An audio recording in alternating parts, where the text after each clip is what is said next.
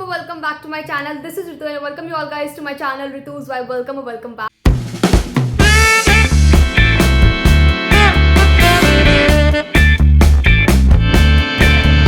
Okay, so starting off with some of the experiences today which I experienced. सबसे पहले आज मैं घर से हल्का सा लेट निकली थी, बट ऐसा नहीं, मेरा लाइक जो सेंटर से और मेरे घर की जो डिस्टेंस है वो काफ़ी आइडियल है, लाइक 3 to 3.5 किलोमीटर। तो मैं आराम से मतलब मैं 9-10 पे निकलती हूँ, वहाँ पर मैं 9-15-20 तक आराम से पहुँच जाती हूँ।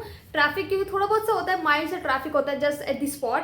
एंड देन उसके बाद सबसे पहले मेरा यहाँ पर जो है सेट वो है 241, मेरा सेट 1 था and I have English language and literature. फिर मैं अपनी क्लास में आके बैठ जाती हूँ। हमारी इन्विजिलेटर्स जो थी वो काफ़ी कूल थी और मेरे को एक चीज़ पता नहीं थी कि हमारी हर डे जो होता है वो हमारी जो अरेंजमेंट होती है वो चेंज होती है, मेरे को नहीं पता। तो मैं क्लास में जाती हूँ, मैं देखती हूँ भाई बहुत सारे बच्चे अपना होता है रोल नंबर देख रहे थे, ठीक है, नीचे।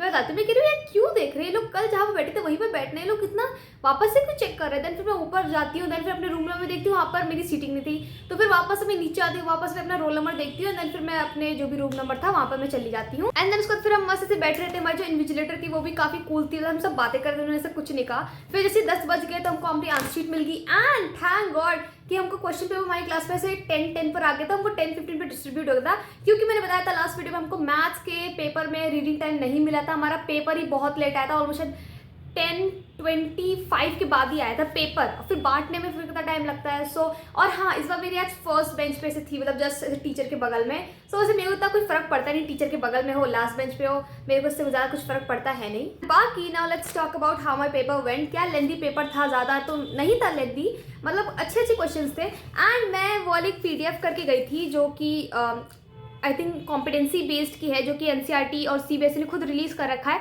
मैं वाली पूरी PDF ला के गई थी एंड उसमें से एक क्वेश्चन आया है एंड लाइक मैं काफ़ी अच्छे से प्रैक्टिस कर रही थी। एंड मेरे को ऐसा क्यों मैं सोच रही हूँ कि साइंस में बहुत सारे क्वेश्चन उस PDF से ही आएंगे, so I am going to prepare for that. And yes, do let me know if you want to know my plan for my science examination, because मैं साइंस के लिए बहुत एक्साइटेड हूँ। एंड पता नहीं मेरे दिमाग में ये क्यों थॉट चल रहा है, प्लीज़ इसे कोई रियलिटी नहीं मानेगा, ये सब काल्पनिक बातें हैं, ठीक है। अगर कुछ कोइंसिडेंस होता है तो then I am not responsible, but मेरे को ऐसा लग रहा है कि जिन रीजन्स में से मैथ्स का पेपर ईजी आता, क्या पता उनमें मैथ्स का पेपर डिफिकल्ट आ जाए।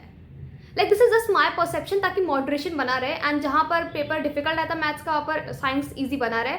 But still I am not going on this rumours, ठीक है, जो मेरे दिमाग में चल रहा है। Like I trust my hard work. मैंने साइंस तो बहुत अच्छे से पढ़ा है और मैं भी बहुत सारी भी कॉम्पिटेंसी बेस्ड क्वेश्चन मैं सॉल्व करने वाली हूँ, स्पेशली फिजिक्स में, बिकॉज फिजिक्स में मुझे लगता है गलती हो सकती है। केमिस्ट्री तो मैंने बहुत सारे क्वेश्चन करे थे। एंड मुझे सबसे ज़्यादा जब मैं इंग्लिश की तैयारी करती मेरे को सबसे ज़्यादा इस चीज़ का डर लग रहा था कि मैंने एग्जाम से 17-18 इवन 20 मतलब पूरा महीने से बहुत पहले से मैं सिर्फ और सिर्फ मैथ्स पढ़ रही थी। मैंने सिर्फ बाकी सब्जेक्ट्स मतलब मैं ध्यान ही नहीं दिया। इनफैक्ट मैंने तब तक हिंदी की बुक ही नहीं खोल के देखी। आई थिंक मैंने प्री बोर्ड 2 के समय भी हिंदी की बुक खोली थी कि नहीं खोली थी, मैं ध्यान नहीं, क्योंकि मैंने वन शॉट से काम चला लिया था। एंड मैंने अब तक एक बार बुक नहीं खोली है हिंदी की। सो मतलब मैंने सिर्फ मैथ्स पे इतना फोकस करा, फिर भी मेरा मैथ्स में वैसे चला गया। बट एनीवे मेरा पेपर लाइक मैंने जब पहले पूरा पेपर देखा मेरे को लगा टाइम बहुत है, मैं आराम से कर लूँगी, तो इसलिए 1.5 घंटे के अंदर जितना मेरे को आता था मैंने वो कर लिया।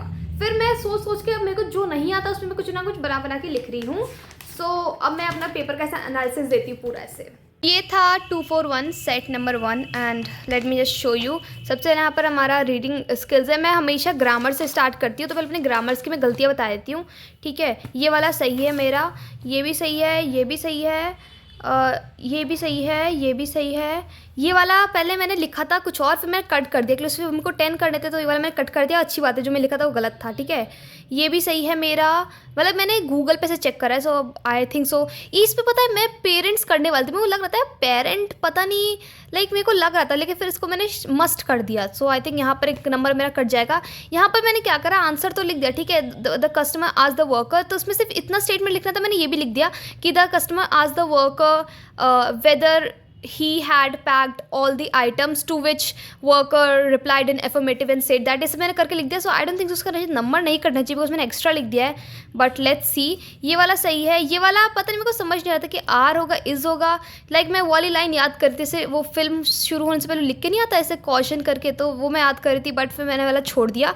बाकी ये वाले मेरे सही है। तो ग्रामर में मतलब मेरे ज़्यादा से ज़्यादा 2 नंबर कट सकते हैं। और रीडिंग सेक्शन भी मेरा ईजी ही था, ज़्यादा कुछ हार्ड था नहीं। सो अगर मैं लाइक मैक्सिमम लेके चल रही रही हूँ मैं कितने नंबर कट सकते हो, मैक्सिमम मान लेती हूँ अगर मैं 2 नंबर कट रहे हैं और ग्रामर में मैक्सिमम 2 मैक्सिमम, ठीक है। देन फिर कमिंग टू लिटरेचर सेक्शन, हमारा लिटरेचर सेक्शन लाइक काफ़ी ठीक ठाक सा था। ये हमारा वो था एनालिटिकल पैराग्राफ में, बहुत ना ऐसे डिफरेंट टाइप के एनालिटिकल पैराग्राफ प्रैक्टिस करके गई थी, बट इसमें इस टाइप का आया। फिर ये रहा हमारा लेटर, मैंने ये वाला कर रखा है, और एनालिटिकल पैराग्राफ मैंने ये वाला कर रखा है। देन फिर यहाँ पर लिटरेचर सेक्शन स्टार्ट होता है, तो मैंने यहाँ पर बी वाला करा है जो ये है। एंड देन फिर क्वेश्चन नंबर 8 जो पोम वाला है वो भी मैंने यहाँ पर द बॉल पोम में करा था। And then coming to question answer, जिसमें मैंने सबसे पहले ये वाला क्वेश्चन करा, इसमें मैंने पैडर्स बताया, वो लोग कैसा पहले यूनिफॉर्म पहनते थे, फ्रॉक टाइप का पहनते थे नी लेंथ तक, बट फिर बाद में शॉर्ट्स और शर्ट्स पहनने लगे, मैंने वो सब मेंशन करा। ये वाला क्वेश्चन मैं बता रही हूँ, मैंने PDF करा था NCERT का जो था कॉम्पिटेंसी बेस्ड, ये वाला क्वेश्चन एग्जैक्ट था उससे मुझे जितना याद है, क्योंकि मैं रात को कर रही थी, बट मैंने सोचा इस टाइप के क्वेश्चन आएंगे, इसलिए मैंने करा नहीं, और मैंने फिर वाला भी क्वेश्चन नहीं करा है। फिर मैंने ये वाला क्वेश्चन करा कि only God can love you for your self, मैंने करा।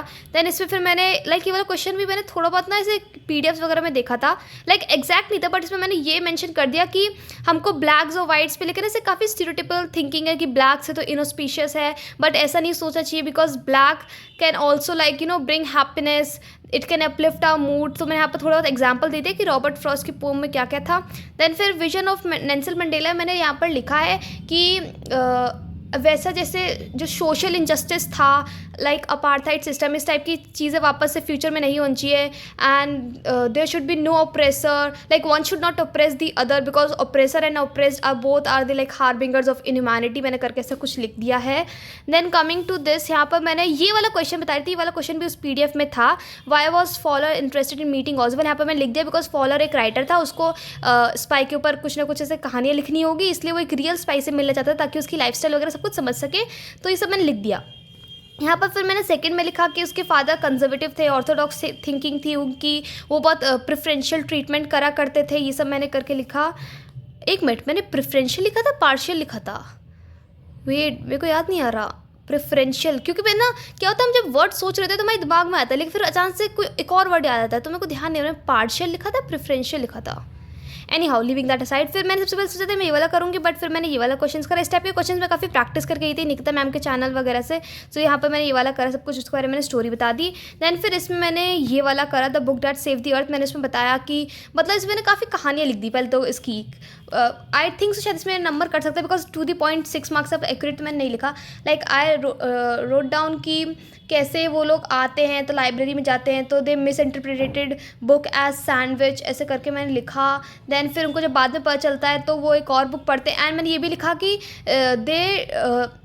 दे were not able to understand the metaphorical meaning of the poem, मैंने ऐसे करके चीज़ें लिख दी हैं।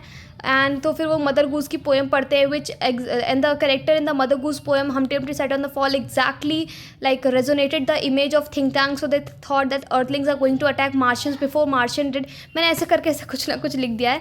एंड लाइक अगर मैं मैक्सिमम लेके चलती हूँ, मैक्सिमम लेके चल रही हूँ, कितने कर सकते हैं, सो इसमें मैंने सब कुछ उससे सही लिखा है, ज़्यादा से ज़्यादा कितने कर सकते हैं, 4 कटेंगे, 3 लिख, मैंने अपनी तरफ से पूरा ऐसे लिखा है अच्छे से। बाकी ये सब मैंने चेक नहीं करा, बट आई होप सो सब अच्छा ही होगा। पर एपिस्टेमोलॉजी ऑफ लॉ से मैंने साइंस वगैरह से कुछ लिख दिया था, इसका आंसर B है, इसका आंसर C है। आई थिंक ये वाला ना एग्जैक्ट शायद अब मेरे को इसे याद नहीं है, बट ऐसा टाइप का फिर ऑलमोस्ट इसी यही था जो PDF में बता रही हूँ। मतलब काफ़ी भाई वो एक यूज़फुल PDF है, मैं तो भाई साइंस के लिए वहीं से प्रैक्टिस करने वाली, लेकिन मैंने केमिस्ट्री पूरा कर रखा है उस PDF से, मैंने अपनी वीडियोस में भी दिखाया था, मैंने दिखाया था मेरे कितने मार्क्स हैं हर चैप्टर में, तो आप वो वाले शॉर्ट्स देख सकते हो।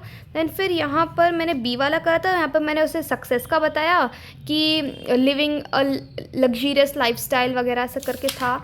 सो ओवरऑल मेरा पेपर अच्छा गया, एटलीस्ट मेरा मैथ्स की तरह ख़राब नहीं गया। एंड हाँ मेरा पेपर अच्छा गया, बाकी और मैं अब क्या ही बोलूँ। So yes all for this video and I would be meeting you tomorrow maybe. So yes take care and bye bye. हाँ ये भी बता देना क्या तुमको मेरी साइंस प्लान से रिलेटेड वीडियो चाहिए कि how am I going to prepare for science, so do let me no.